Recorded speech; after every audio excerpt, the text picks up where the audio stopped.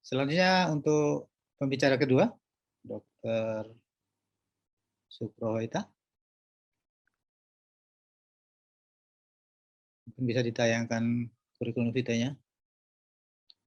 Ya, pembicara kedua pada seminar kali ini giliran Dr. Suprohoita Rusdi Talib, SPAK, pendidikan formal, dokter umum, lulus tahun 2000 dari FKUI, kemudian spesialis ilmu kesehatan anak, lulus dari FKUI tahun 2009,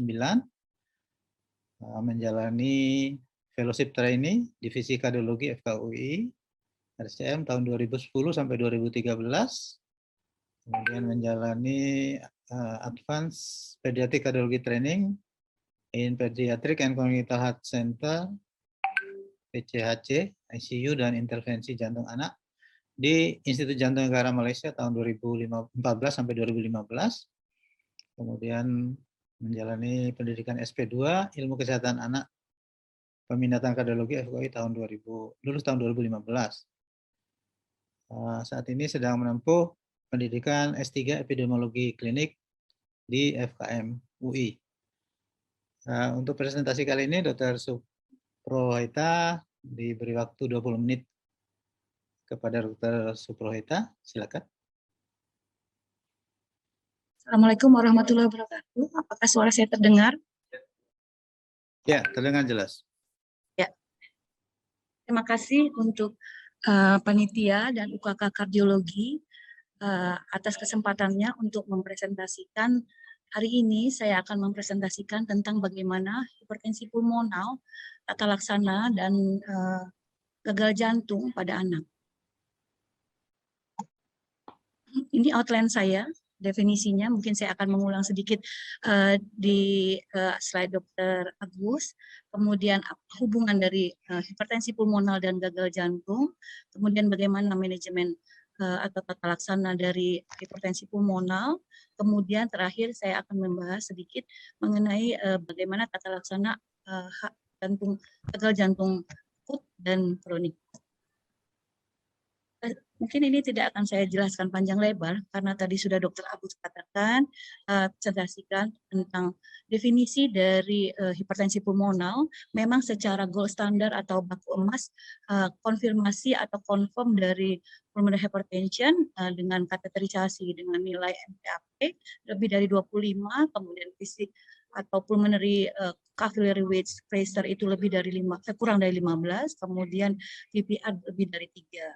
Kita lihat ada gejala klinik dan tanda klinik, kemudian investigasi mulai dari yang sederhana hingga yang advance. Mungkin ini sudah dijelaskan tampak dalam gambar, mungkin lebih kita pahami dengan menggambar di mana jantung kanan dipengaruhi oleh terutama atrium kanan dipengaruhi oleh tricus regurgitasi, di mana pada jantung normal kita tahu bahwa pada jantung normal aliran darah hanya satu arah atau one way forward, jadi tidak ada yang balik arah. Tapi pada hipertensi pulmonar karena tekanan paru yang tinggi terjadi kembali ke antegrade, yaitu ke jantung kanan, dari bilik kanan kemudian atrium kanan. Dan inilah yang kita dapatkan pada ekokardiografi, karena tidak semua pasien-pasien PH kita lakukan kateterisasi. Mungkin suspek PH, tapi sebenarnya bisa kita hitung dengan ekokardiografi. Mengapa hipertensi pulmonal ini penting? Karena dengan tata laksana yang baik, sebenarnya kita mengurangi mortalitas dan morbiditas dan mortalitas pada anak. Karena kita lihat yang terjadi adalah bagaimana hipertensi pulmonar ini akan menjadi gagal jantung kanan sampai akhirnya menjadi gagal jantung kiri atau kardiomiopati. Dan ini sangat mempengaruhi morbiditas dan mortalitas anak. Kita ketahui dari penelitian registry dari Amerika Serikat yang mengumpulkan bagaimana pasien-pasien dengan hipertensi pulmonal dalam 5 tahun terakhir ternyata terjadi survival atau kelangsungan hidupnya yang menurun. Kita lihat hasil akhir dari analisis survival yang didapatkan dari registry ini didapatkan 74%. Artinya pada anak-anak yang diikuti diperkirakan seperempatnya akan meninggal pada 5 tahun setelah terdiagnosis. Hal ini menjadi concern kita untuk menata laksana hipertensi pulmonal dengan baik. Sebelum menata laksana tentu saja mendiagnosisnya atau mendeteksi dini. Dan untuk itulah kita harus memberikan edukasi mulai dari mungkin bukan hanya dokter jantung anak, kemudian dokter umum, perawat atau yang berhubungan dengan anak.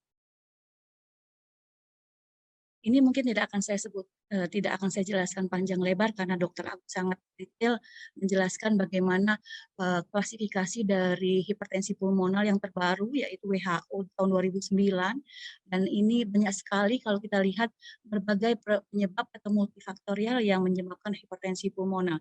Ini akan mempengaruhi bagaimana tata laksana selanjutnya dan ini tentu saja kita harus mengeksplorasi penyebab karena kita tidak hanya mengobati gejala atau tanda klinis karena apapun misalnya obat kita tidak akan memberikan obat tanpa mengapa terjadi hipertensi pulmonal. Mungkin yang perlu digarisbawahi bahwa sebelum kita mengatakan ini hipertensi pulmonal yang primer atau idiopatik, tentu saja kita harus mengeksplorasi penyebab-penyebab yang mengakibatkan hipertensi pulmonal seperti yang diungkapkan Dr. Agus yang begitu banyak hingga mungkin masalah HIV yang saat ini banyak dikemukakan menyebabkan hipertensi pulmonal dan itulah yang akan kita tata laksana selanjutnya karena kita harus men-treat sesuai dengan penyakit dasarnya. Kemudian baru kita memberikan berbagai tata laksana termasuk bagaimana menangani fase akut dari hipertensi pulmonal yaitu menurunkan oksigen consumption atau konsumsi oksigen dengan bed rest, kemudian membatasi aktivitas, memberikan oksigen pada anak karena apa? Selain desaturasi, tapi yang penting adalah oksigen merupakan vasodilator dari pembuluh darah. Kemudian kita merestriksi cairan dan garam karena itu akan menambah lung overflow atau udem paru sehingga ini perlu ditambahkan sebagai tata laksana hipertensi pulmonal yang mungkin mengalami gagal jantung kanan. Kemudian bagaimana terapi medikamentosa nanti akan saya bahas sendiri dan terakhir intervensi dan prosedur bedah yang saat ini banyak dilaporkan yaitu adanya balon atrial septostomi yaitu intervensi pada serambi kanan yang kita buat lubang yang seharusnya tidak ada lubang tapi kita berikan lubang untuk mengurangi atau mendekompresi atrium kanan. Kemudian untuk bedah kita ada pulmoner, ada PEA itu prosedur bedah itu pulmonary endarterectomy. Kemudian sampai akhirnya ECMO itu adalah suatu yang sangat advance yaitu venoatrial extracorporeal membrane oxygenation. Sampai akhirnya adalah solusi terakhir bagaimana transplantasi jantung atau paru akibat dari hipertensi pulmonal ini. Mungkin yang harus kita tekankan lagi bahwa satu lagi adalah vaksinasi. Karena apa? Karena pada pasien-pasien yang mengalami PH, dia akan sering terinfeksi mungkin influenza atau pneumonia, sehingga menambah hospitalisasi, menambah morbiditas. Sehingga jangan lupa, khususnya untuk dokter anak, adalah vaksinasi. Dan ini sesuai dengan usia. Untuk medical therapy, mungkin ini akan saya ringkas saja untuk memahami bagaimana obat-obatan itu bekerja. Kita melihat patofisiologi dari pH itu sendiri. Mungkin Dokter Agus tadi juga menjelaskan bahwa ada 3 utama dari patofisiologinya adalah endothelin pathway, nitric oxide pathway, kemudian prostacyclin pathway. Nah, inilah obat-obat itu akan bekerja karena kita memahami dari segi patofisiologi ini. Intinya adalah akibat dari semua pathway ini adalah vasokonstriksi dan proliferasi. Sehingga obat-obatan yang kita berikan selayaknya adalah bekerja untuk membuat vasodilatasi dan mengurangi proliferasi dari sel otot polos pada vaskular paru. Nah, ini medical terapinya adalah endothelin reseptor antagonis. Ini kita lihat bagaimana dia menginhibit dari endothelin reseptor, terutama endothelin A dan B yang merupakan endothelin 1. Kemudian dari pathway dari nitric oxide kita lihat bahwa kita menambahkan nitric oxide inhalasi, yaitu exogenous nitric oxide yang biasanya dilakukan pada pasca bedah. Ini yang terdapat di pusat-pusat tersier jantung anak, misalnya Rumah Sakit Jantung Harapan Kita, RSCM. Nah, ini untuk mendapatkan reaksi cepat dari menurunkan tekanan paru pada pasien pasca operasi. Kemudian fosfodiester tipe A, tipe 5, yaitu PDE5 inhibitor, itu adalah yang bekerja bagaimana membuat rusak dari CGMP sehingga CGMP ini tidak bisa bekerja dan menyebabkan vasodilatasi dan antiproliferasi. Kemudian dari prostacyclin pathway ada prostacyclin atau PGA. PGA itu derivat atau analog. Ini diberikan untuk memberikan kompetisi terhadap CAMP yang akan membuat vasokonstriksi. Terakhir ada satu obat yang mungkin kita belum ada di Indonesia, yaitu guanilat siklase simulator, yaitu ada obatnya ya. Yang terakhir ini ya, riosijuat, susah namanya. Oke. Nah, ini mungkin akan saya jelaskan satu persatu. Obat-obat yang tadi kita klasifikasikan berdasarkan kerja dari patofisiologi terjadinya hipertensi pulmonal, ini obat-obatnya misalnya endothelin reseptor antagonis atau ERA, itu ambrisentan, bosentan, masisentan, dan terakhir adalah sitaxentan. Tapi semua ini belum masuk ke Indonesia. Sayangnya memang belum masuk, tapi sebenarnya di luar sudah berjalan. Kemudian exogenous nitric oxide ini ada di pusat tersier pasca bedah dan diberikan dengan dosis 10 sampai 20 ppm. Kemudian fosfodiester type 5 PDE5 inhibitor, yaitu sildenafil dan tadalafil. Tadalafil belum masuk di Indonesia, tapi sildenafil sudah masuk di Indonesia. Dan kabar terbaru adalah diberikan oral dengan bentuk sirup. Dan dosisnya 0,25 sampai 2,25 mg per kilo per dos, diberikan tiap 6 jam. Dan ini dosis maksimal bisa diberikan 3 mg per kilo per dos. Untuk prostacyclin analog itu ada epoprostenol injeksi, treprostinil injeksi, dan ini memang belum masuk di Indonesia obat-obat ini, dan biasanya diberikan untuk epoprostenol itu diberikan secara awal 2-6 nanogram per kilo per menit. Kemudian dengan optimal secara individual akan di-adjust kira-kira 20-40 nanogram per kilo per menit. Sedangkan treprostinil itu ada sediaannya cukup banyak, injeksi, inhalasi, subkutan, dan oral. Namun memang sayangnya kita tidak punya di Indonesia ya, belum ada. Dan inisial dosis adalah 1-2 nanogram per kilo per menit dengan optimalnya 20-80 nano per kilo per menit. Dan untuk Ilopros sendiri, sebelumnya kita punya Ilopros dan biasanya kita berikan pada neonatus, namun saat ini terjadi kekosongan dan kita tidak mendapatkan lagi Ilopros. Dengan dosis diberikan 2,5 sampai 5 mikrogram per inhale, yaitu kita cairkan dengan NaCl dan diberikan secara inhalasi. Dapat diberikan 6 sampai 9 kali per hari. Untuk Berapro sendiri kita juga pernah ada malah uji klinis yang dilakukan Dr.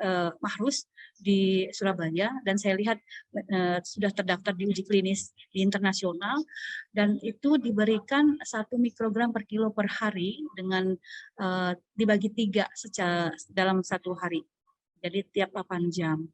Terakhir ada yang di prostacyclin derivat ini ada Selixipak, itu pun tidak ada di Indonesia dan ini baru dilakukan uji klinis di luar ya, luar negeri.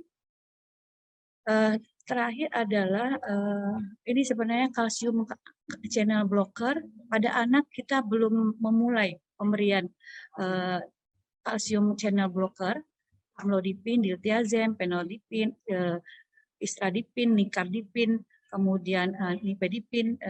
Ini semua belum kita berikan untuk anak. Jadi memang kita belum ada panduan khusus untuk hipertensi pulmonal tata laksananya. Kemudian yang terakhir adalah guanylate cyclase simulator yang kerjanya di nitric oxide pathway yang berkompetisi dengan CGMP, yaitu SGC. Itulah obat yang terbaru adalah Riociguat. Itu sedang dilakukan uji klinis.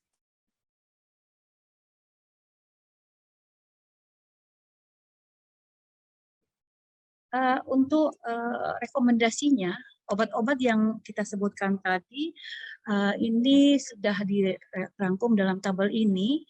Memang belum banyak uji klinis yang dilakukan pada obat-obatan ini, kecuali adalah ini kita lihat pada kelas terutama fungsional 2 dan 3, itu kita lihat yang A itu adalah masisentan, ambrisentan, kemudian ebosentan, masih sentan belum ya.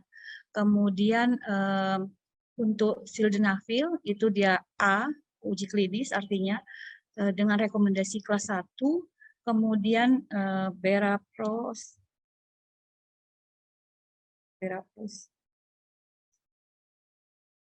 ini belum ada ya di sini. Jadi memang untuk saat ini yang ada uji klinisnya adalah 3 obat ini. Dengan meskipun belum ada uji klinisnya, misalnya ada yang tipe B atau C, artinya belum ada clinical trial, itu tetap ada rekomendasi kelas 1.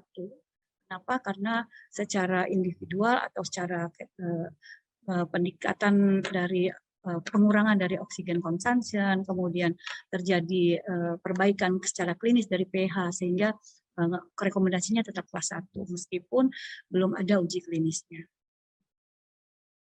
Nah, ini medical terapi, mungkin ini saya sedikit, karena kita hanya memiliki sildenafil dan berapros, saya bahas sedikit tentang sildenafil ini. Ternyata sudah di-approve oleh FDA tahun 2005 dengan pendahuluannya animal study, ternyata mencegah dari perburukan dari PAH, kemudian memperbaiki kondisi klinis juga dengan mekanisme vasodilatasi, kemudian menginhibisi atau menghambat dari remodeling dan menghambat dari hipertrofi ventrikel kanan. Sedangkan untuk in vitro study, dia juga menghambat atau menginhibisi dari sel otot polos atau smooth cell dan proliferasi dari smooth cell. Dan ini yang terakhir adalah konsensus dari American Heart Association dan American Thoracic Society. Bagaimana algoritma ini mungkin sudah dijelaskan oleh Dr. Agus tadi, bagaimana obat-obatan yang diberikan indikasinya setelah kita lakukan acute reactivity testing, di mana kita lihat ada positif itu diberikan calcium channel blocker, sedangkan untuk negatif kita lihat ada low risk atau high risk yang tadi sudah dijelaskan. Nah, ini low risk itu apa, high risk itu apa, adalah kita determinan risiko, kita lihat dari bagaimana bukti dari gagal jantung kanan, kemudian bagaimana progresi dari gejala, adanya sinkop atau pingsan, bagaimana pertumbuhannya. High risk adalah bila pertumbuhannya pada anak itu ada velotutrite, kemudian ada WHO fungsionalnya juga kita lihat lebih berat untuk high risk. Dan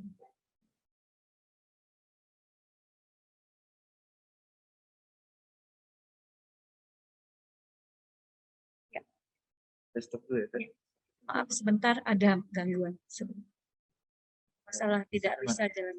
Sebelumnya.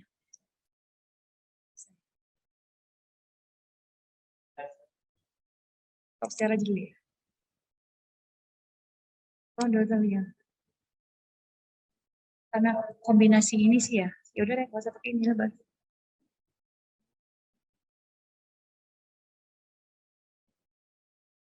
Harus pakai ini ya.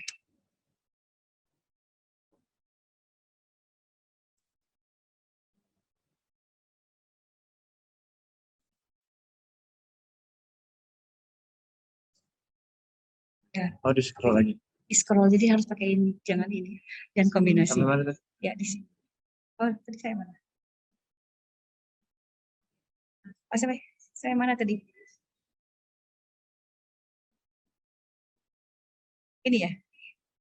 Oke. Berarti scroll. Mohon maaf. Saya ulangi lagi. Ya, ada masalah sedikit. Oke, dari klasifikasi berdasarkan patofisiologi tadi, kita lihat tadi mungkin sudah saya jelaskan, ini gambarnya, saya ulang aja, bahwa ada endothelin reseptor antagonis atau ERA, embrisentan, bosentan, masisentan, dan sitaksentan, kemudian exogenous nitric oxide, yang ada di pusat tersier jantung anak, kemudian phosphodiester type 5 atau PDE5 inhibitor sildenafil dan tadalafil. Yang ada di Indonesia ada sildenafil dengan dosis 0,25 sampai 2,25. Kemudian prostacyclin tadi initial dose-nya 2 sampai 4, treprostinil untuk injeksi initial dose-nya 1 sampai 2. Ilopros inhalasi 2,5 sampai 5 mikrogram per inhale dapat diberikan 6 sampai 9 kali per hari. Namun ini memang ada masalah dari ketersediaannya. Saat ini Ilopros tidak ada. Sebelumnya kita berikan setiap ada pasien PPHN di neonatologi. Kemudian Berapros sendiri di Indonesia sudah dilakukan uji klinis oleh Dr. Mahrus, dilakukan 1 mikro per kilo per day setiap 8 jam dan itu dihasilkan cukup baik. Dan terakhir dari golongan prostacyclin ada seleksi PAK yang dikenal luas di luar dan dilakukan uji klinis, namun di Indonesia lagi-lagi sayangnya belum ada.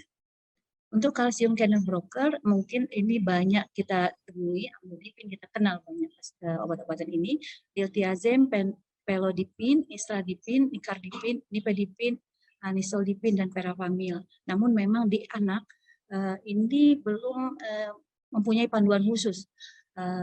Apakah penggunaannya pada hipertensi pulmonal itu dapat diberikan. Terakhir ada dari golongan guanila siklase stimulator yang akan menambah atau CGMP itu adalah riociguat. Waktu presentasi Dr. Supraita. Ya, rekomendasi ini diberikan setelah ada uji klinis. Kita lihat uji klinis yang ada untuk WHO dengan kelas 2 dan 3 itu ada ambrisentan, bosentan, dan sildenafil. Itu uji klinis dengan kelas rekomendasinya adalah kelas 1. Namun yang lain pun memang ada beberapa yang kelas B, ada juga kelas ada namanya level epidemnya B dan C, tapi karena terjadi secara individual terjadi perbaikan dari gejala dan tanda klinis dari hipertensi pulmonal tetap disarankan, artinya rekomendasinya tetap kelas 1. Untuk seleksi PAK dan risobuat mungkin ini masih hanya di luar ya, tidak ada di Indonesia. Ini sedikit saya bahas karena kita hanya punya sildenafil dan terakhir kita punya baru akan ada sildenafil oral dengan bentuk sirup. Sildenafil ini di approve oleh FDA sebenarnya tahun 2005. Namun memang masih di kita penggunaan dari hipertensi pulmonal itu mungkin 8 tahun terakhir ya. Dan hasil dari studi hewan coba itu memang ternyata gejala klinis perbaikan dengan kondisi pH-nya juga perbaikan dengan mekanisme yaitu vasodilatasi, inhibisi dari remodeling dari vaskular paru dan hipertrofi jantung kanan. Pada in vitro tadi dia juga menghambat untuk sel otot polos atau smooth muscle cell dari vaskular paru, dia menghambat proliferasinya. Nah, ini American Heart Association dan American Thoracic Society konsensus pada pediatric PAH treatment. Kita menggunakan algoritma ini yang tadi mungkin sudah dijelaskan Dr. Agus, bagaimana tata laksana kita sesuai dengan adanya akut vasoreactive testing ini biasanya kita lakukan pada kateterisasi. Dan ini akan membagi ada yang positif, ada yang negatif. Kalau negatif, kalau dia low risk dan high risk tentu berbeda obatnya. Sedangkan low risk dan high risk adalah kita bedakan dengan adanya bukti dari RV failure, kemudian perburukan dari gejala, adanya pingsan, untuk anak itu pertumbuhannya terhambat, dengan biasanya low risk adalah WHO functionalnya kelas 1 dan 2, sedangkan high risk adalah 3 dan 4. Dan kita lihat juga dari nilai serum BNP, NT-proBNP yang signifikan sangat tinggi pada high risk, dan hasil dari ekokardiografinya juga terjadi severe RV enlargement atau RV dysfunction. Dan biasanya kalau kita hitung untuk indeks curah jantung, itu kalau low risk dia masih di atas 3, sedangkan kalau high risk dia lebih ke arah pulmonal sehingga ke sistemiknya sedikit, cardiac index atau CI menjadi 2,5, kurang dari 2,5. Nah, ini yang menentukan obat apa yang kita gunakan. Tentu saja kalau low risk tentu kita masih menggunakan oral, tapi kalau high risk tentu saja kita menggunakan injeksi, subkutan atau inhalasi yang kerja cepat. Kita lihat lagi di sini terakhir adalah intervensi. Di sini ada atrial septostomi yang merupakan salah satu prosedur intervensi yang dapat dilakukan oleh dokter jantung anak khususnya bila terjadi sangat kompresi dari RV RA, sehingga kita akan mengurangi dekompresi dari RA sehingga kita membuat lubang dari serambi kanan menuju ke serambi kiri. Terakhir adalah kita akan melakukan bedah yang mungkin ini masih belum di Indonesia ya, lung transplant atau heart transplant. Dan ini resume dari obat tata laksana yang terbaru yang merupakan konsensus dari American Heart Association dan American Thoracic Society. Nah, ini saya ambil dari registry, jadi ada registry dari Amerika Serikat yang mengumpulkan semua pasien-pasien yang didiagnosis PAH itu di data, dan registry ini namanya Reveal. Ini bisa diakses di Circulation tahun 2012. Kita lihat berbagai modalitas dari tata laksana PAH, mulai dari prostacyclin, PDE5, endothelin receptor antagonis, kemudian calcium channel blocker. Dan kita lihat memang pilihan dari pengobatan yang paling banyak adalah PDE5 inhibitor yang tersedia secara oral, sildenafil, itu 117 pasien dari total 211. Hal ini tentu saja karena memang sudah ada uji klinisnya dan merupakan rekomendasi kelas 1. Nah, jadi selain kita menangani hipertensi pulmonalnya, tentu saja yang terjadi gagal jantung kanan, kemudian berlanjut ke gagal jantung kiri, tidak bisa kita pungkiri, kita harus menata laksana hipertensi pulmonal bersamaan dengan gagal jantung. Kalau terjadi gagal jantung kanan, tentu saja kita lebih mendekompresi kanan paru yang tinggi, kemudian dengan obat-obatan, dengan tadi beberapa gaya tata laksana tadi. Tapi bila sudah menjadi LV failure atau gagal jantung kiri, tentu saja ada komponen dari inotropik yang akan kita berikan karena terjadi biasanya kardiomiopati. Dan tata laksana PH tidak bisa dilepas dari bagaimana tata laksana kardiomiopati. Ini saya ungkap secara sekilas bagaimana tata laksana gagal jantung.